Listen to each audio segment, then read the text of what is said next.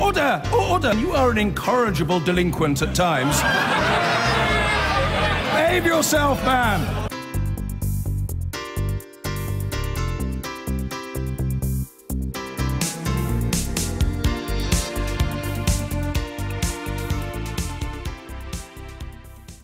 OK, let's talk about this Google employee who's blamed biological differences for the lack of women in top tech jobs. This was in a 10-page internal memo at Google, where the male software engineer said that women are generally more interested in people rather than things. The document's release comes as the tech giant itself battles a wage discrimination investigation by the US Department of Labour. Let's talk more about this with the technology writer and broadcaster Kate Bevan. Kate, thanks for coming in and speaking to us. First of all, this manifesto, biological differences are the reason there are fewer women in tech. Oh, that's actually pseudoscience. That's based on an edifice of pseudoscience. All of his stuff is unreferenced. I mean, reading it, my first thought was just shouting citation needed at him, because none of this stuff actually stands up when you look at the actual studies. So the biological differences, the things he says are innate. What we actually know from studying how girls and women perform in tech and in STEM is that it's nurture, it's not nature. We were just talking a moment ago about the fact that I think I read something about more women, young girls, going to study STEM subjects and certainly doing it at school, then on to university. Without the exact figures, though, why are there not more women in tech? That's such a huge question. Because it's systemically very difficult for women to get on in a technology environment. It's heavily biased towards men. It's How so? How so is it heavily biased? Things like, for example, women hold themselves to a higher standard when it comes to technical subjects. We feel we have to perform better, and we're harder on ourselves. That we've got evidence for that, and that inevitably tends to bias against women. I think one of the things we need to do here is actually to de-emphasise these skills that are perceived to be male, but actually aren't particularly male. I mean, let's not forget that engineering and early software coding was actually very heavily dominated by women until the guys realised that it was, hey, I can be a rock star in this, and it became gradually more male as time went on. It was women coders who sent us to the moon. Does it reflect an attitude across the sector? We think of Silicon Valley and tech in general being very liberal, left-leaning. Does this manifesto, this internal memo, reveal something that maybe says that isn't quite true? That's a really interesting point, because one of the things this guy raised in his manifesto was he said it's time to stop discriminating against Conservatives. And I think there is a sense that the Valley does tend to be, you know, as you say, left-leaning. But actually, when you look at how hostile it is to women and to minorities, which we know from the data, there is a pay gap, there's underrepresentation of women and minorities in leadership positions. You wonder if that's true. And then going back to the whole thing about Conservatives being silenced in this, which is one of his points, is I hadn't particularly noticed actually that Conservatives are really suffering in America right now, when you've got a vice president who won't have dinner with a woman who's not his wife, and a dress code in Congress suggesting that women shouldn't have their arms showing. I don't think there's a bias against Conservatives right now. So this whole sort of echo on a wider issue, disregarding the sexism, the wider issue of it being an echo chamber, the tech world, of somewhere where you can't raise what he would claim is a non-politically correct viewpoint. Anything in there that you think that rings true? I think we have received opinions that are important, but I think there's a difference between classifying something as politically correct and which dismisses it, which silences the concerns, and actually identifying a real problem. It is a real problem that there's an underrepresentation of women and minorities in the tech industry. Saying that isn't stressing something politically correct, it's actually stating a truth. To say that you're biasing against Conservatives is not supported by the evidence. And in terms of more women getting into tech, do you think it's getting better? We've got a long way to go on that, and the ways to fix that, I think, are to encourage girls to come forward much younger, to encourage them to stay put in the STEM subjects, STEM being science, technology, engineering and maths, to de-emphasise the skills that the engineers think makes them so special. Coding is one skill that you need for building great product, but you also need marketing skills, you need software architecture skills, you need user experience skills, you need design skills. There are lots of skills, and at the moment we're treating these guys like rock stars, and it's giving them an inflated sense of privilege. OK, Kate, really interesting to hear your thoughts. Thanks very much for coming to speak to us. First Uber, now Google is the latest tech giant to be embroiled in a sexism row. An internal memo written by a male software engineer has gone viral and sparked outrage amongst Google's female staff over his claims that the lack of women in senior roles was down to biological differences. The first time I saw the campus it was incredible. There's volleyball nets. The corporate video depicts a sun-drenched utopia, but inside Google, not everyone's happy. A 10-page manifesto called Google's Ideological Echo Chamber was originally posted on an internal network for employees. The unnamed male software engineer took on what he described as Google's left bias and a politically correct monoculture, which shamed dissenters into silence. But it's his views on gender which ensured the row went viral. He said, simply stating that the distribution of preferences and abilities of men and women differ in part due to biological causes, and that these differences may explain why we don't see equal representation of women in tech and leadership. For good measure, he added that women generally prefer jobs in social or artistic areas, while more men may like coding, although he did accept there was significant overlap between the sexes. The remark has sparked anger amongst women in Silicon Valley, some female colleagues, and prompted Google's head of diversity to insist the company was committed to diversity and inclusion.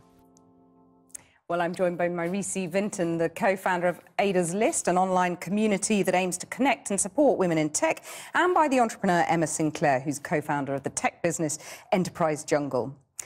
Maurice, let me just read a few quotes from the infamous manifesto now. Women are more interested in feelings and aesthetics, people rather than things, and more men like coding. I mean, is there a grain of truth in this?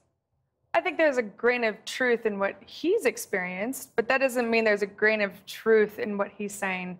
I think that's kind of the problem with this whole manifest. I call it the manifest bro, is it's really just a series of his own opinions that are really, and experiences that seem kind of just one-sided, and that's passed off as reality.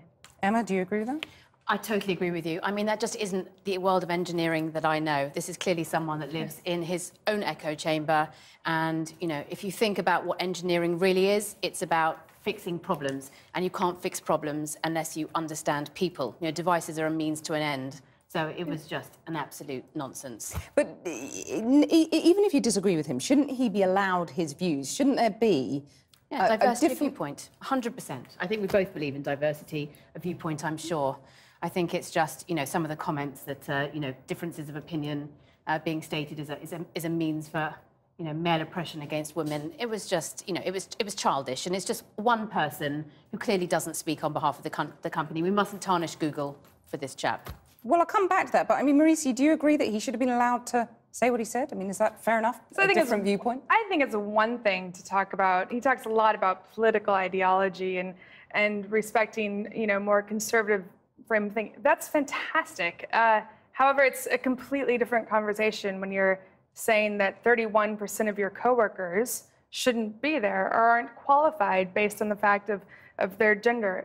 Those are two completely different things that I think he's conflated throughout this entire manifesto. So you don't think he should have been allowed to publish this internally? Oh, I think he should be allowed to publish it, but I think that's it's different to pass it off, his opinion to be passed off as, because now we're actually debating whether or not women are good engineers when based on the fact of our gender. But fundamentally, we all know that women are just as good of engineers as men. But Emma, you say don't tarnish Google, but... Yeah, I do. I mean, they have fought back pretty strongly, but even so, Google has a problem, doesn't it, with not getting enough women to work They do, for them. but I'm never a real fan of tarnishing everybody from the brush of one single isolated incident. And I think that most people know that engineering is about collaboration and cooperation, which was a wonderful blog written today by a former Google engineer who said that you need to show empathy for your colleagues and your customers. And most engineers know that. And, you know, for someone to suggest that basically nerds are boys, I can rest assured and tell him myself that there are plenty of girls who are nerds because I'm one. So, you know, and yes, it's not fair to tarnish Google. Separate matter. But I think Google's got to wonder what made this article happen, what made this manifesto happen. What is the culture and the environment on the engineering teams where we think that it's okay to question. Well, it's okay to question, though. That's the one thing I would stand by. No? It's okay to question whether or not women are good engineers just based on how they were born, or whether or not people of color can be as good of engineers just based on their innate characteristics of... Obviously, you know, I think there's some questions of clear science and, and common sense that most of us know. But equally, you know, that is one person in a huge organisation. Yeah, but is there still a bro culture in that organisation, to use your terminology? There's bro culture everywhere. Well, but particularly in tech, though, if you look at the stats. Yes, for sure. I mean, you know, it's an industry where there's actually a decline of women involved. But I think we actually have an opportunity to make it a positive time and a positive message and create positive change. You know, I'm a female founder of an enterprise software company. I can think of a lot of other amazing female founders and male founders in the UK. And it's a time where we're talking about things that we never really used to talk about when I started my first business. And I think we should celebrate that. So one of our members, before I came in tonight, I emailed Ada's List as a group of 4,500 women in technology globally. And her response I thought was smart, which is, you know, there needs to be some sort of ramifications. Good behavior should be rewarded, and just like bad behavior, we need to consider what's going on. You mean you should get the sack? That's not what she said. She said there's something in him feeling comfortable to spend so much time putting together this screed and openly sharing it, despite there are so many flawed assumptions there. And that's the problem, I think. I'm afraid, I'm really sorry, we've got to leave it there, but thank you both so much for coming in. Thank you. An internal memo written by a male employee at Google has caused serious ructions in the company. The author set out the view that some of the gender gap at Google, for example in the numbers of men and women employed as software engineers, may not be as a result of sex discrimination, but simply as a result of biological differences in the way skills and characteristics are distributed between the sexes. His memo has found its way into the public domain, and if you want to read it, you can Google it, obviously, and you'll find some of the responses. The memo argues that women and men are different. Women, on average, have more openness, it says, directed towards feelings and aesthetics, a stronger interest in people rather than things, also higher agreeableness. As for men, it says status is the primary metric that men are judged on, pushing many men into higher paying, less satisfying jobs for the status they entail. So the main point, well, these differences may explain why we don't see equal representation of women in tech and leadership, he writes. Now, the writer is at pains to point out that you can't stereotype or make individual assessments based on gender. There's plenty of overlap. But his sharpest critique is of the kind of corporate diversity that Google promotes. Google's left bias, he says, has created a politically correct monoculture that maintains its hold by shaming dissenters into silence. This silence removes any checks against encroaching extremist and authoritarian policies. Which brings us to the response of Danielle Brown, who is Google's new head of diversity, integrity and governance. She chose not to take on the argument, but in fact tried to shut it down. She wrote to staff about the memo, "I found that it advanced incorrect assumptions about gender. I'm not going to link to it here," she said, "as it's not a viewpoint that I or this company endorses, promotes or encourages." Well, the memo raises two questions, really. One is whether the author is right that genders differ in the distribution of attributes, but the other question is whether this should be allowed to even be asked. Is there an authoritarian liberalism that tries to suppress these kinds of conversations? Well, with me are the writer and campaigner Caroline Criado Perez and the director of the Institute of Ideas, Claire Fox. Very good evening to you both. Caroline, do you think it is possible even, that the writer is correct to say the reason there are fewer women programmers is because they aren't as much into programming? There is absolutely no evidence to suggest that this is a result of biological differences. The idea that, you know, having a uterus makes me less predisposed to programming, as opposed to the way in which we bring up boys and girls, for which there is a lot of evidence. You know, I found it really interesting reading his blog. I say interesting.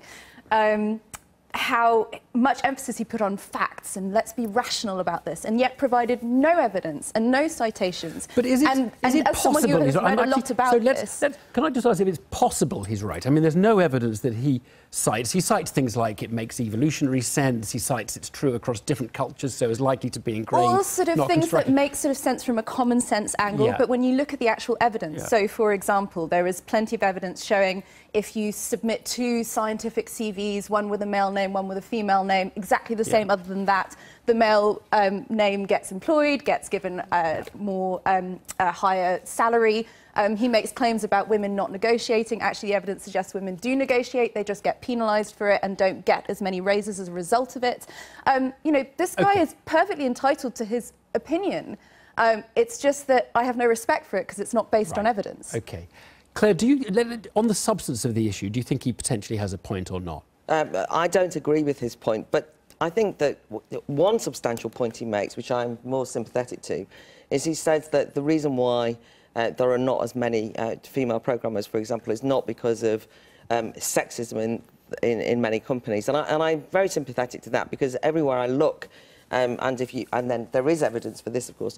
You know, every institution is bending over backwards to try and do something about diversity and gender imbalance and so on and so forth. So there's something else going on. The other thing is that it's quite interesting, because he doesn't just say about biological difference. He talks about psychological differences as well. And actually, this is an argument I have with many contemporary feminists. I'm not saying you, but where they'll say what we need is more female MPs and more female women on boards, because that will lead to a softer, less aggressive atmosphere in Parliament or something. We've heard those arguments, and I think, no, that implies that there is some kind of innate femininity that makes you kind of a nicer person. So that kind of identity politics version of what he says is very familiar to us. When it's said by feminists, it's kind of greeted as an interesting thought. When it's said by this guy, he's kind of leapt on as, where's your evidence? You are a sexist. Well, to be fair on feminists, there is disagreement within feminism, and the evidence does suggest that there isn't an innate...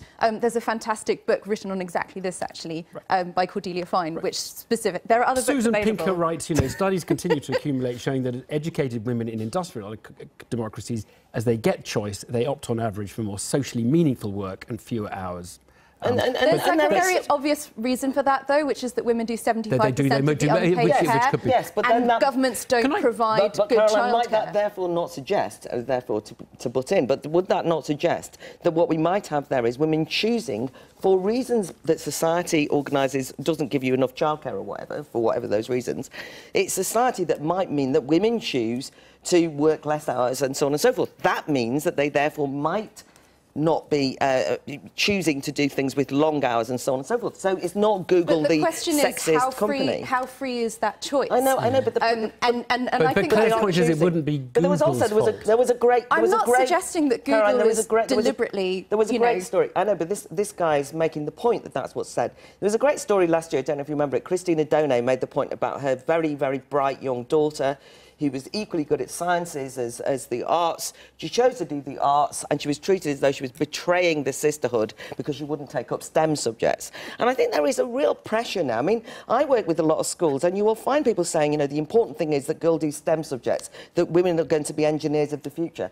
And brilliant. You know, I love things like Code First Girls and the work they do. I like all that stuff, right? But I think it has to be that they choose. And I think there is a danger, and this is what this guy actually argues, that what happens is that women who don't choose to take up STEM issues get accused of somehow not being pioneers in the science and technology issues. I just want to ask you, Karen, would you say that, you know, people draw generalisations about left-handed and right-handed people? You will find studies that say left-handed people are better at maths, and they'll cite us because you had right brain dominance, which tends to be the more spatial stuff. Do you reject all of that and just think it's nonsense? I mean, you know, I'm not going to be completely dogmatic about it and say that there's no way in any future that there will be some kind of... But what I would say is that whatever we find will be so minuscule as to be fairly irrelevant and will not demonstrate any way enough of a difference between the sexes to show why we have such a big difference. You know, the science isn't 100% there to determine whether it's biology or whether it's society. But it's legitimate for him to make the point or make the argument. He can make whatever argument he wants. And not get the sack. And not get the sack. Well, it's irrelevant to me what he believes. I don't care what he believes. He's just wrong. This is very important. he wrote this actually largely about how diversity has become an ideology in Google. Hiring policies are being reorganised around diversity ends rather than hiring people who are best for the job.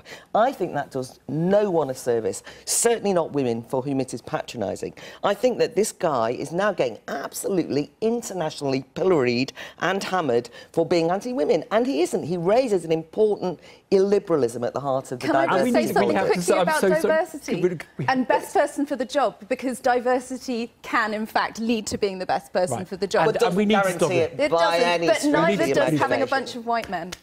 So sorry, I hate being the one to break it up. Thanks both very much. Thank you.